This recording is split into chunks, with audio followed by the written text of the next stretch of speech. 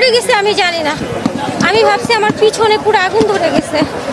তারপর আমি খুঁজতেছিলাম আমার বাচ্চা, আমার স্বামী ওদেরকে। তারপরে আবার আমার হাজবেন্ড দৌড়ে আইসা আমাকে তুলছে। পাশেই বাচ্চাগুলো ছিল, খেলতেছিল। একটা বাচ্চা পুরোপুরি খণ্ড বিখণ্ড হয়ে গেছে, পিছন দিকে তাকায় দেখি। আর 4টা বাচ্চা দোলনায় ছিল, একটাও নাই।